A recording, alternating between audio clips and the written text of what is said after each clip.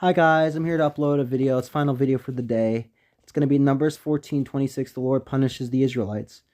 This was, God was very just and fair, and this is, here's his response after dealing with the complaints and the rudeness and the ungratefulness. Here's how God responded in the Old Testament. Then the Lord said to Moses and Aaron, "How long must I put up with this wicked community and its complaints about me? Yes, I have heard the complaints the Israelites are making against me. Now tell them this: as surely as I live, declares the Lord, I will do to you the very things I heard you say. You will all drop dead in the wilderness, because you complained against me.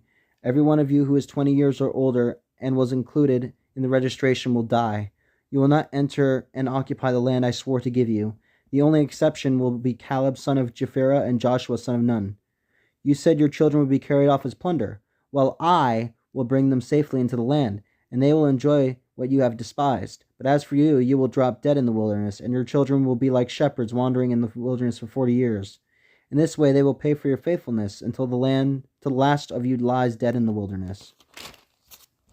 Because your men explored the land for 40 days, you must wander in the wilderness for 40 years, a year for each day suffering the consequence of your sins.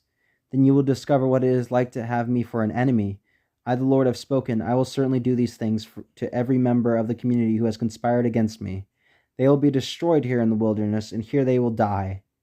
The 10 men Moses had sent to explore the land, the ones who incited rebellion against the Lord with their bad report, were struck dead with a plague before the Lord. Of the 12 who had explored the land, only Joshua and Caleb remained alive. When Moses reported the Lord's words to all the Israelites, the people were filled with grief. Then they got up the next morning and went to the top of the range of the hills and said, "Let's go," they said. "We realize that we have sinned, but now we are ready to enter the land the Lord has promised us." But Moses said, "Why are you now disobeying the Lord's orders to return to the wilderness? It won't work. Do not go up into the land now. You will only be crushed by your enemies, because the Lord is not with you. When you face the Amalekites and the Canaanites in battle, you will be slaughtered. The Lord will abandon you because you have abandoned the Lord." And they tried and they failed. And what's really important is, that God is very patient and very faithful and very loving, but He punishes. He's just to.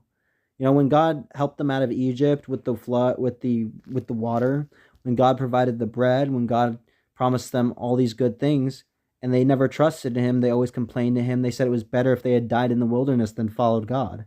And God got sick of it. It's like, at a certain point, it's like, when God's doing all these things for you and people are just complaining and never grateful, God's going to be like, "All right, wait, I'm going to, if you want to abandon me, that's fine.